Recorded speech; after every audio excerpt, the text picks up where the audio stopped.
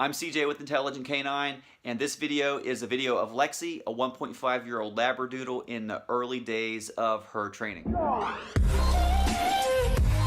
Okay, so here's Lexi, and what we're doing is we're helping her learn how to get on a couple of objects. This is a place command with the half wine barrel that she's on now, and then on the other side of the screen you'll see a box. And that's also a place, so we're practicing with a couple different items. And so we're giving her a few commands here, a come command, a place command, and a sit command. And we want her to be able to come with us and move with us, follow our lead, understand a little bit more of the recall. This is the beginning steps to a recall, and we're directing her to the item. And we just want to get her in the habit of being able to go straight to the item and getting on it without any issues and drama and things like that. So we're not using a sit command just yet because she's a little bit tense, and that's the beginning of the session. The dogs are a little bit tense. So as we begin to work with her and get some energy out of her because of the work we're doing, then she begins to relax a little bit more, and then a sit command becomes much more possible with less effort. So we don't want to fight the dog to get him to sit. We want the sit to be effortless, because when the dog begins to learn it this way, you actually help the dog learn to enjoy responding to you. If we're trying to force a sit and the dog is tense, then it becomes this whole thing the dog doesn't like. And then when they hear the sit command in the future, they don't respond to it as well, because it brings back, the conditioning you did previously with creating a conflict in the situation. So we don't want to deal with a lot of conflict. We want to eliminate conflict as much as possible, because that's where dogs will want to follow your lead and listen really well. And that's real important in the beginning days of the training here, when we're setting the tone for how things are going to go, and we want the dog to be responsive and begin to enjoy training and things like that. So Lexi's doing really well in training at this point.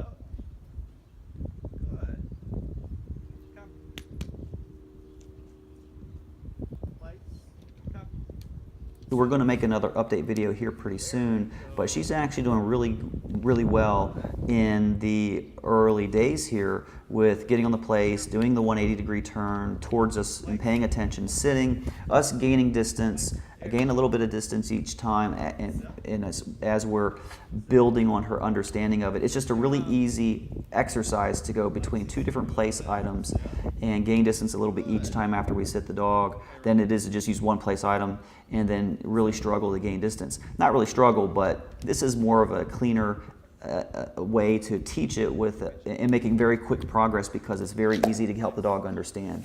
So now I'm introducing Cairo to the whole mix.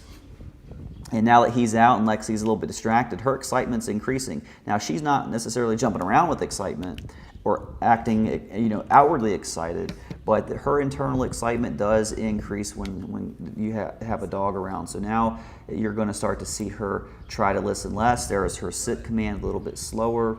She's going to start to listen a little bit less, and she might become a little bit more resistant, because that's how it is. The distraction shows up, and she wants to take the lead and do her thing, the thing that she's used to doing when she's at home, before training, pulling towards the distraction, barking, getting excited, becoming a spaz, things like that. So now this come command, a little bit rough there, but then we helped her get it. And then back to the sit. And this is just light pressure. It's kind of helping her, just me gauging whether or not she's going to respond to it, or if I need to do some further work to help her sit better. But she's still responsive enough to it, so she was able to sit without too much help.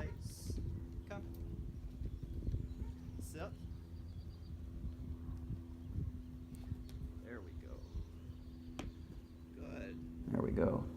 Good. Really good. Good. Now we're going to take her over to Cairo, and we're going to start calling her away from him. There we go. We're going to call her away from Cairo. And now here she wants to resist a little bit. And now I'm going to squat down, tap on the place, and really just encourage her to move forward. Now with the leash, you can see it's a little bit snug. Yes, there is a firm guidance where we're saying, Lexi, you need to move forward. It's a come command. You have to respond to that. And then we encourage her to get it. So we don't want to just be jerking around on leash. It's not the intent. We are also adding the encouragement to what we're doing to help her want to move forward at the same time that we're saying, yes, you need to come with us, with the firm suggestion through the leash. And then you see her move forward, no problem. So in this next repetition, we'll watch it again. So she's over near Cairo, give her the come command, and then she wants to hang back, doesn't want to come away. So squat down, help her through it, and then she begins to move forward. You see the leash go loose. She's moving forward, and then boom, she follows through the rest of the repetition, no problem. Now she's doing what's more familiar to her. We call her away from the distraction, and she starts to get closer to us, and then we get close to the place. We've already done a lot of repetitions with that. Then she jumps up there, no problem. That's what is familiar to her as a result of earlier repetitions in the session. And she starts to just fall back on the conditioning that we're doing. That's exactly what training is. We're conditioning habits here. So once we begin to help her through the distraction of a couple of dogs in a controlled way, in a controlled environment like this, then we begin to practice out in the real world around the real world distractions and further her understanding of following our lead, paying attention, and not necessarily having to react to every little thing that happens. And yes, I like to sit down next to the dogs and make friends with them as we're going.